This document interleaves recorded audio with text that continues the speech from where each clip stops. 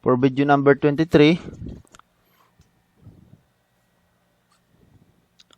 we have to start the design for column. So, start design check of column.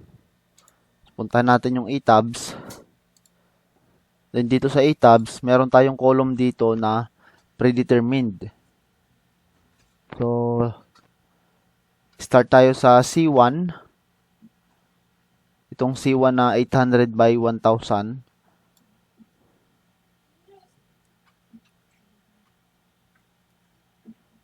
Itong 800 by 1000. Yan yung size niya. Then 44 stand for number of longitudinal bars. Then yung D32 stand for diameter 32. So i-right click ko yan. Modify. Then ito yung preview niya. Ito yung preview niya. So column. Ito yung mga rebar yung nasa paikot na yan. Okay, then reinforcement, modify natin to. Ang number of bars niya along 3-phase direction. So ito yung 3-phase direction. Ito yon. Ito yung 10 na yon. Ito yon. So 1, 2, 3, 4, 5, 6, 7, 8, 9, 10. Then yung isa is yung 14. Ito naman yon banda. Okay, so bago mo ma-establish yan, sisilipin mo muna dito sa column to be checked to E-tabs. Ito. Meron kasi tayo ditong column smallest with dimension. So 300 siya sa ACI, then 250 sa NECP sa yung second printing nila ng latest code. Then, ang main bars natin is 1% to 6%. Pero, sa design mo, kailangan mong 4.5% lang considering 30% yung splicing. Kasi yung 6% na yon considering yung splicing doon. Okay, kung sa design mo, kung magtutubi-check ka, hanggang 4.5% ka lang. It's up to you. Kung gusto mong 50% splicing, pwede rin. So, kung 50% ka, so 3% lang yung maximum mo kasi mag-splice ka pa considering yung splicing. So, meron tayong SO, shall not exceed 150 and need not be taken less than 100 mm for LO zone or for confinement zone. So, use SO 100 mm for outside, LO to mid-height of column 150. So, ito lang yan. Sinasabi ko. Let's say, ito yung joint yan. So, putulin ko na lang to. Then, ito yung beam yung horizontal. So, ito, beam yan. Ito naman yung column. For example, yan yung column natin. So, putol. Ngayon, yung LO niya, yung LO niya is from this face of beam or from the unsupported length hanggang dito. So, may value tayo nun. Nandun sa manual. Ito yung tinatawag na confinement zone. Ito yon. Nandito yung SO. Ang SO dyan is 100 mm. So, SO dyan yung spacing ng ties. 100. Let's say, ito yung ties mo. Vertical, papunta sa'yo. Yung latag niyan is 100 mm. Then, meron tayong LO. So, LO din sa taas. Okay, meron kang SO dyan. Then, same din dito sa part na to. Then, yung sa beam naman or girder is yung 2H mo is from dito hanggang dito. So, meron kang 2H. Diyan naman masinsin yung mga stirrups natin. Kasi pag nagkaroon ka dyan ng plastic hinging, so kabilaan yan, 2H. Plastic hinging, hindi ma-wash out yung concrete mo. So, naka-confine yung concrete. Magka-crack kasi yan, mag-yield kasi yan dito sa part na to. So, mag-yield mo na yung beam dapat kasi may isa-satisfy natin yung 6/5 moment consideration. So, the moment capacity of the column is 20% stronger than the beam moment capacity in such direction, X or Y. Okay. So, mauunang mag-yield yung beams or yung girder. SMR up tayo eh.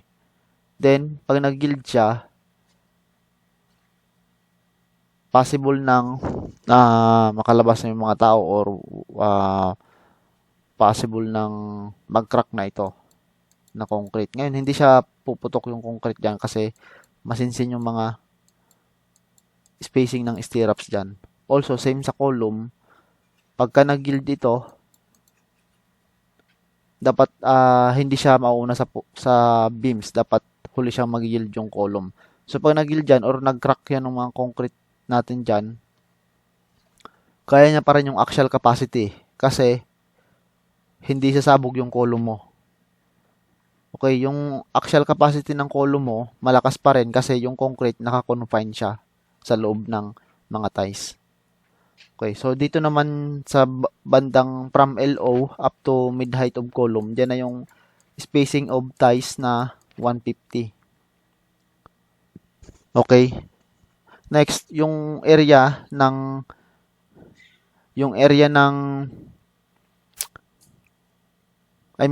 balikan ko na lang yung puntahan natin yung joint. For example, ito yung joint. Yung joint naman, ang consideration ng ETABS sa joint, BC lang ang ang nag-act dyan. Kaya pag nag-checka ng joint shear, bagsak yung ETABS. So, ang mangyayari dyan, so, naano ko na rin to sa 3-story office building na tutorial. Kung meron ka ng shear dito, let's say meron tayo dyan ng VU, then ang magkukontra sa kanya is yung PVC lang. Yun yung consideration ng ETABS. Kaya halos makikita mo, laging joint shear failure. Pero ang gagawin natin dyan, VU minus BC o PVC equals BS. So, itong BS na to, yung matitira, babakalan natin yan. So, doing so, sa experience or pagka binakalan mo to, meron doon sa manual ng ng sample sa 3-story and dito sa 18-story. Yung BS, makukuha mo na yung spacing ng dito, ng joint reinforcement kung ilang legs ba ang kailangan. Parang ganito rin yon. Let's say, kinat ko to sa joint. Ito yung makukuha mo. Itong mga area na to. Along Y direction, kung Y yan. Then, sa X direction naman, ito naman ang makukuha mo. Let's say, kinat ko to sa joint. Dito, kinat. So, same lang din. Yung iba, ang ginagawa, or pag anong nakuha mo, dito, minsan mas maliit yung bakal niya dito kasi dahil dito. Minsan naman yung iba, kahit mas konti yung bakal dito, mas marami yung bakal dito, i-adapt yung bakal dito. Dito, i-adapt na. So, there's nothing wrong with that. And nasa safe side. Okay? Next, para makuha ito, ASH ito yun Ito yung ASH na yan. So, ASH divided by S and BC. So, pagka meron tayo ng X direction dito, let's say that is local axis, itong ASH na yan is, ito yan. Meaning, yung area nito ang kinukuha natin. Okay, kung ilang area niyan. Ngayon, yan yung ASH na kailangan natin, naka mm squared dyan. Then, meron kang S dito, So, ang ano dito, ASH all over S times BC. Yung S mo, given yan, kung nasa LO tayo, sa joint, I mean sa confinement zone, ang S natin dun is 100. So, meron kang S, then meron ka ding BC. Ang BC mo is simply ito. Ayan o, yung BC2. So, yung BC2 na yan, sa definition yan, ano yan, ang sagot dyan is with or kung ano man to, let's say W yan, minus 2 times concrete cover. Yan yung dapat yan. Ito lang na nagkaroon lang dito ng konting ano, dapat nandito yan yung arrow na yan. Pag binalikan mo yung definition nito ng BC. Okay, meron kang S, meron kang BC. Then meron kang AG, meron kang ACH. Yung AG mo, simply the width or let's say ito is length.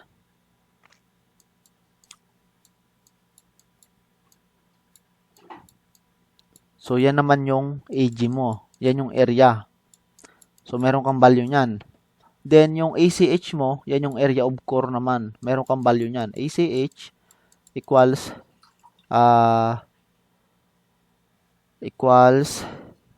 width minus 2 times concrete cover times length minus 2 times concrete cover. Yan naman yung value mo.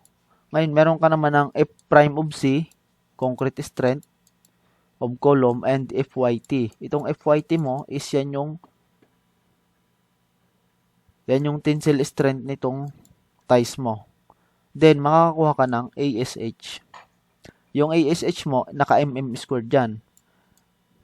Mm squared. So, area yan. So, para makuha mo yung number of legs nito, yung nakuha mong ASH, divide mo ng area of bar, kung ano man ang gusto mong diameter, then you have the number of legs. So, ito yung sinasabing number of legs. Then, sa Y direction, ganun din. Nandito naman yung BC mo sa part na to. Okay, so malinaw tayo dyan. Puntahan ko yung initial column. So, yung C1 natin, ang size natin dyan is 800 by 1,000. So, sa 800 by 1,000 na yan, so let's say, ilagay ko dito, 800 by 1,000. Okay, ito yon. Sabi dito sa sa column to be checked to tabs, ito yung editable yung kulay na to. Then itong mga green, non-editable.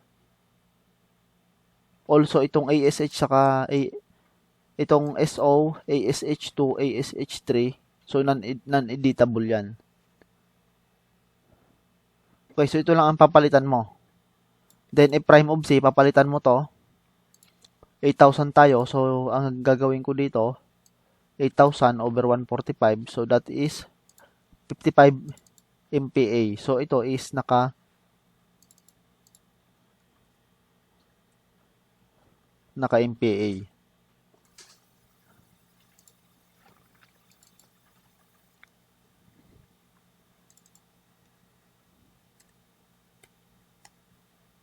Yan. Then, ito din FY mo, naka-MPa din. Okay? FY, dyan yung main bar. Then, itong FYT mo is naka-MPa din siya. So, 414 yan. Meron naman tong drop down ito. Ito, walang drop down lang ito. So, you have to put the necessary value dito. So, sa C1, tapos yung main bar ko, let's say 32 ang nilagay ko. Then yung hoops diameter, ito yung hoops diameter. So let's say hoops, pagka nandun ka sa joint or nandun ka sa confinement, sa LO, nandun ka, hoops diameter. Then yung concrete cover is 40. Then yung SO, itong SO na to, spacing 100 based from the code. So let us use 100 na. Then, ito yung ASH2. Ito na yung may formula na 0.3. Ito yung sa Excel kanina. Ito. Ito yon. Yun na yung ASH. Then, ibibigay na sa'yo yung ASH. Ibibigay sa'yo nitong Excel na to. Let's say 598 mm squared. Tapos sa ASH3. So, ang ASH2 mo is kung may column ka dito, let's say ito yung column,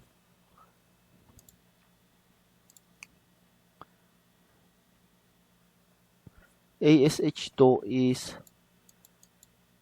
in this direction. So, yung ASH2 natin is ito yon basically.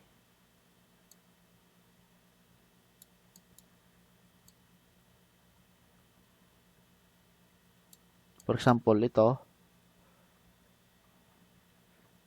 itong total number of area nito, yun yung ASH2 na sinasabi doon, yung kailangan. Then yung ASH3 naman is yung along 3 local axis. Okay. So sa ASH2 daw is 598 mm squared ang kailangan. Naka-mm squared dito. Tapos, pag ginamitan natin siya ng 12 mm, ang kailangan mo is 6 legs. Kung gamitan ko siya ng 16 mm, 3 na lang kailangan ko. Or kung 10 mm,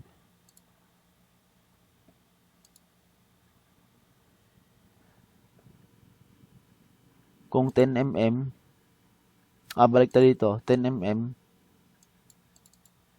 ito, along to 10. Pero hindi tayo gamit ng 10 mm. So, we will use 12 mm for the ties. And for the LO, for the confinement, 16 ang gagamitin natin. Then, meron kasi yung equation dito, dito sa part na to, 18.7.5.3. Meron pang consideration dito na PU. So, i-check pa natin ito dito. Pagka yung PU mo is greater than dito, so meron kang equation dito, and meron ng citation sa code na pagka mataas yung PU mo, may certain value. Dito rin sa part na to ng ACI, mababasa nyo o sa NACP, may sinasabi dun na lahat ng main bar ay kailangan ng i-confine. It means lahat ng main bar mo is lalagyan mo na ng hoops. Okay. So, ang gagawin natin dito, sa detail nito, lalagyan natin yung lagyan natin itong, of course, yung labas, isang set. Tapos, bawat, i-confine natin. Pwedeng maglagay ka ng isa dito. Tapos, yung mga nasa loob, pwedeng, na lang, cross ties. Yung naka 90 degree and 130 degree yung kabilaan. Parang ganito.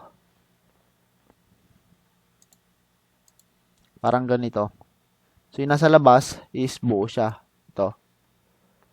Tapos, yung nasa inner part is dito, naka 135.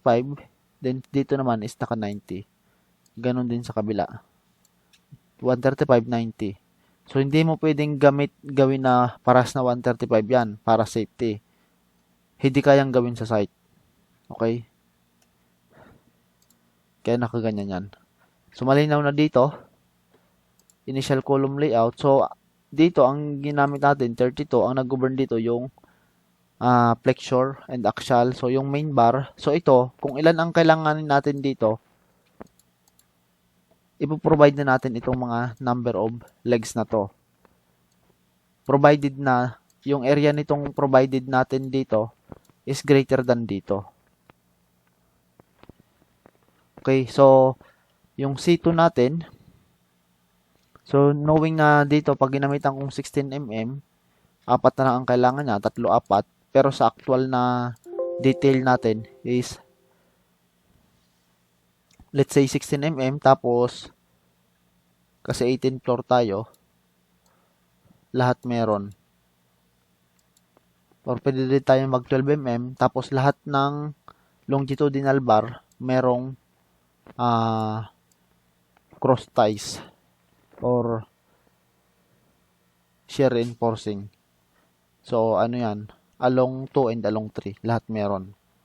Okay, so dito naman sa C2, 800 by 1.5 or 1000 by 1.5. Dito, malalaman natin agad dito kung 1000 by 1.5.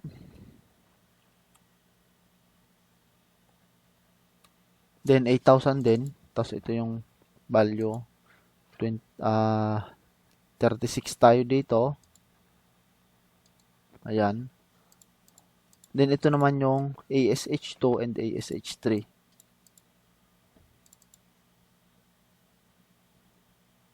Next, meron kang kailangan ditong legs. But,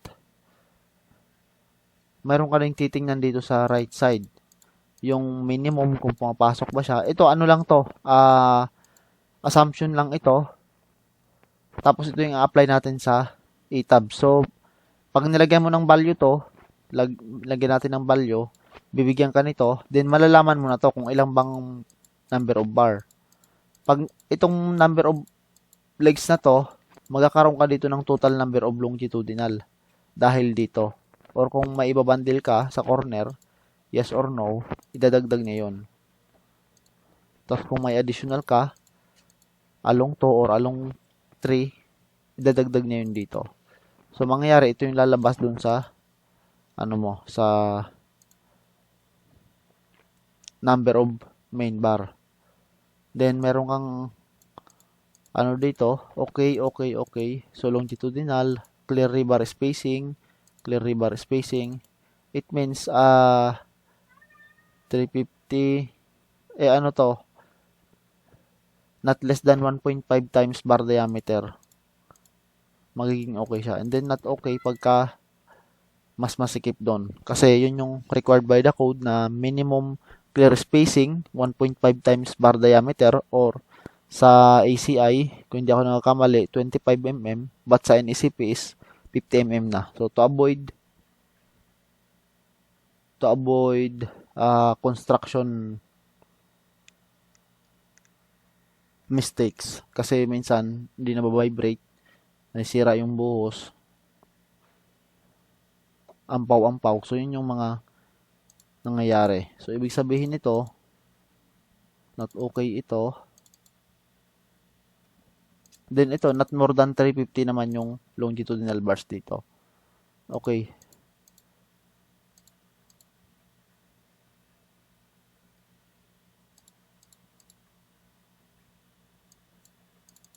So, ibig sabihin nito,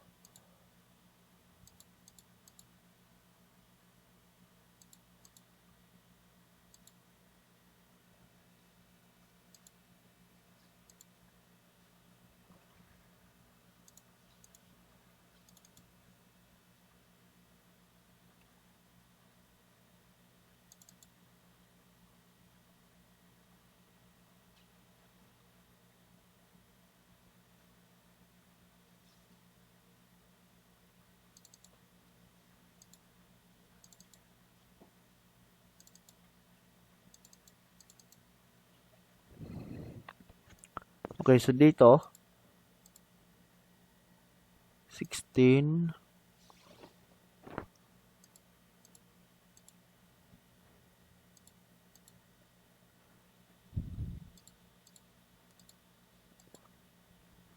so 12,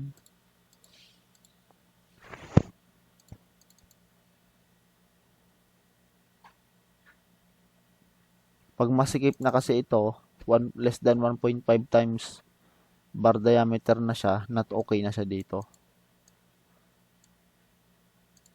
Pero ang gagawin natin dito, 7, 26, dito is 60, D36, 1000 by 1.5.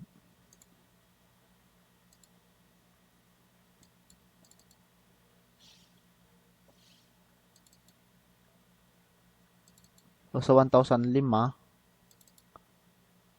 sa 1.5 na side is 8.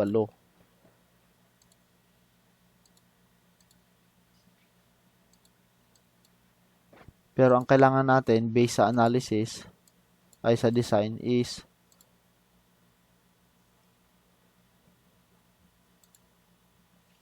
60 na diameter 36. So, i-right click ko to, modify.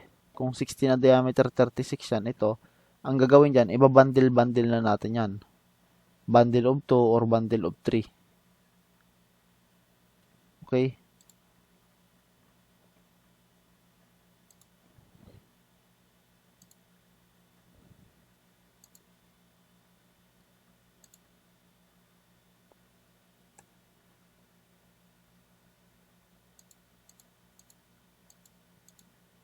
So, ito, mapansin mo, 5 ang kailangan niya doon.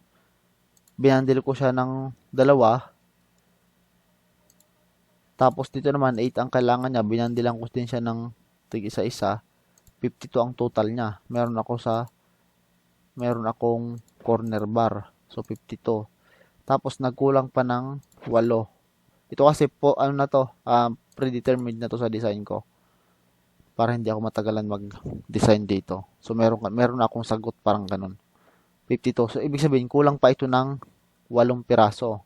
Ngayon, saan mo isisiksik yung 8 piraso dito? Pwede nating isiksik siya dito. Kabilaan to 5-5, taas baba. So, 8. Dito, pwedeng sa bawat apat, sa apat na main bar nito, pwede mong dagdagan ng tig isa-isa. So, may bundle of 2 ka, may bundle of 3. Din dito din. May bundle of 2, may bundle of 3. Okay, then next sa C3, ito naman yung column na from foundation up to second floor or amenity. Ang design naman ito is C3, 900 by 900, 32 piraso na main bar, then diameter 36. So, lagyan ko tong 900 by 900. Tapos, ito is 55. Let's say 55. Or, copy ko lang tong nasa taas. Then, ito yung ASH natin. Gawin natin ng 12. Okay. So, ito yes. Kasi 24, ang kailangan ko dyan ay 32. So, let's say 2, 3. Ay, 2. Okay, so 32. So, ito na yung input natin doon. Pwedeng ang input ko dito kanina is 7. Then, dito is 10. Ayan, 60. So, ito na yung input doon sa tabs. Okay. Pero ito, not okay siya kasi 0.79. So, ang kailangan natin is minimum 1%. Yung main bar nito, naka 32. Okay. So, assuming na ito, in-input natin to, dapat ito ay to be check. Ito.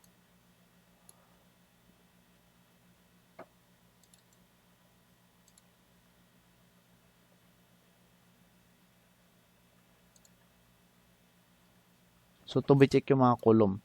Okay, ngayon, dito, select design load combo. Tapos, start design check. So, select dito ako sa design, concrete frame design. Then, select design combination. So, yung isi-select kong design combination dyan is yung mga U or ultimate. So, ito mga to. Lahat ng U. U1 to U10. Click OK. Then, design, concrete frame design, or click natin tong start design check. Or ito, yung shortcut.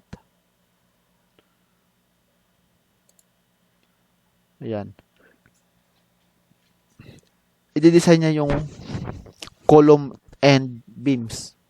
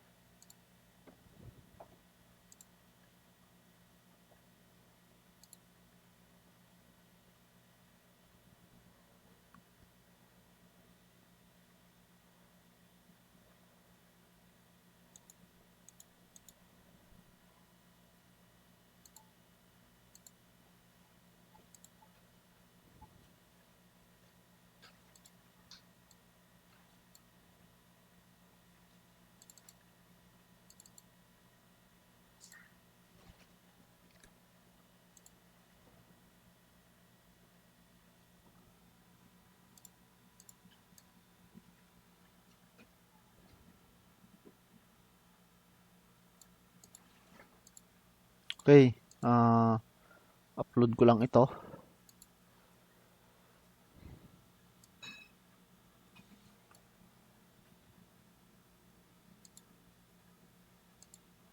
Okay,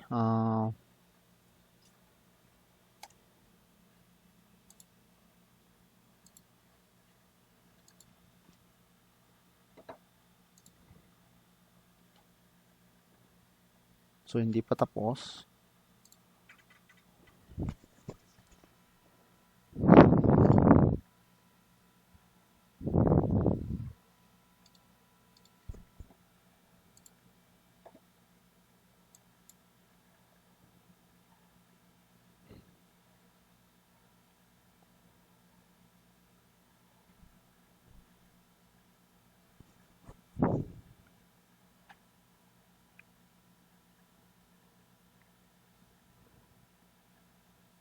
Okay, so ito na yung ano natin.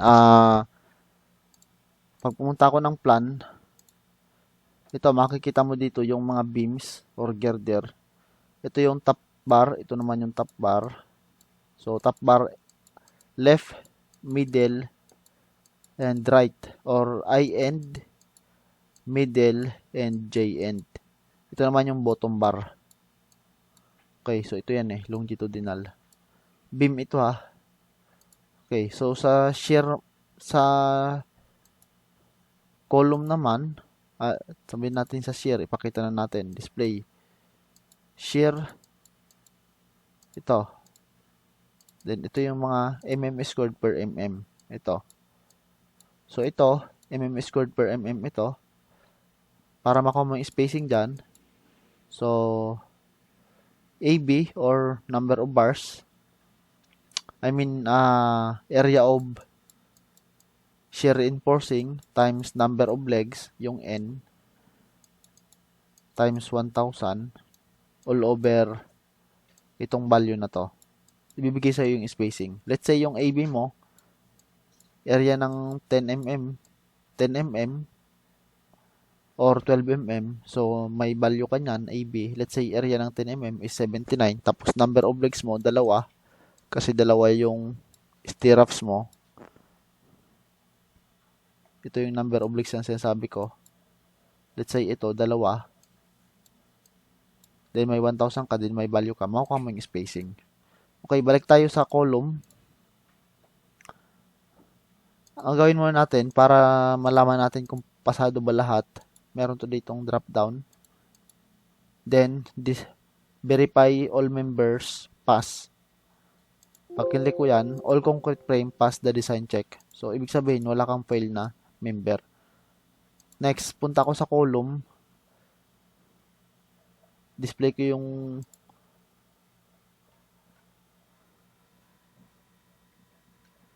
view, set grid system visibility. So, punta ako sa grid 1 and grid 4 and grid 6. Yan yung may mga column. 1, 4, 6.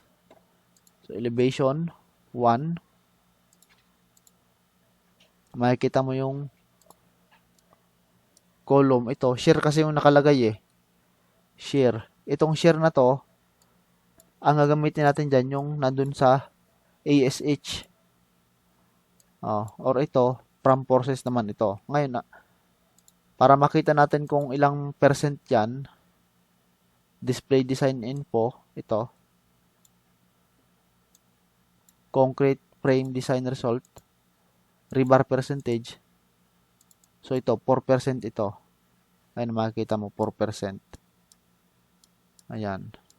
Tapos, nagkaroon ng transition dito dito, naging 2% na lang yung from 7th floor and up. So, yan yung nagbawas tayo ng bakal dyan.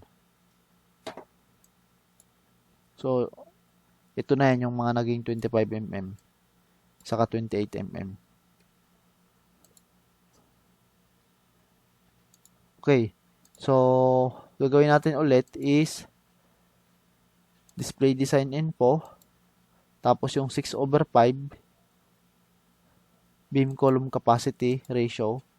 Ito yung sa strong column weak beam. It means na 0.22 So, approaches 2.99 to 1. Pag more than 1, ang ratio nito, yan yung bagsak sa 6/5 or sa strong column weak beam.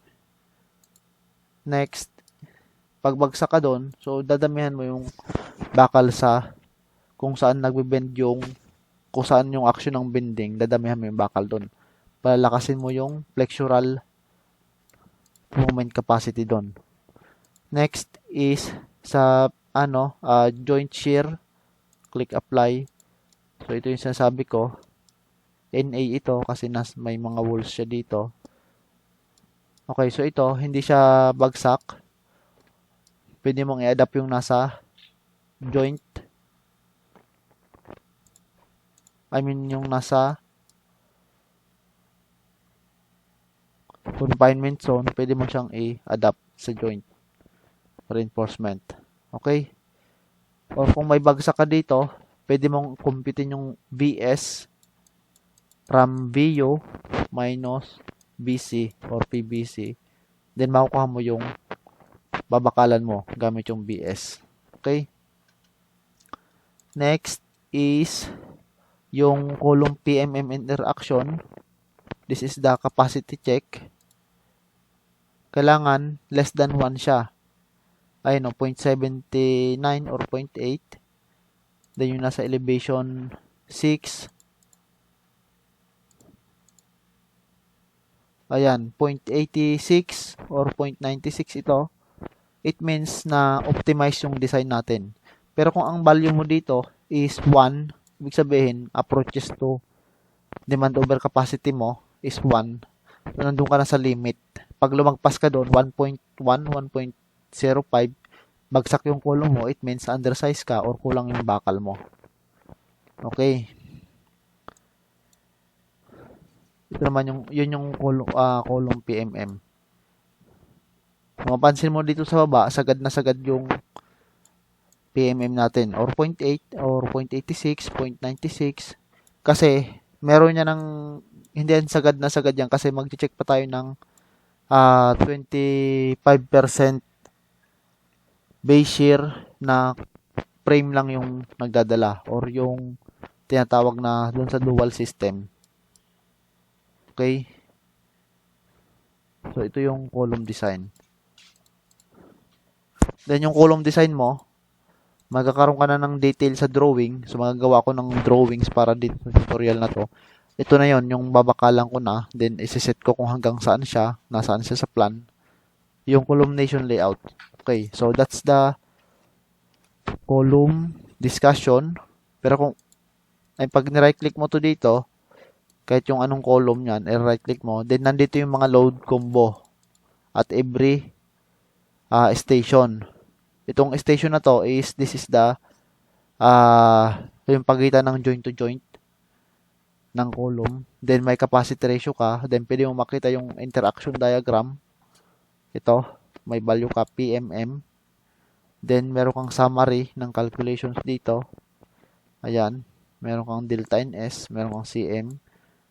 Then meron kang nandito lahat ng mga hinahanap mo. Okay, then joint shear, envelope. Nandito yan. Okay, so this is the column discussion. Next is the beam discussion naman. Next video.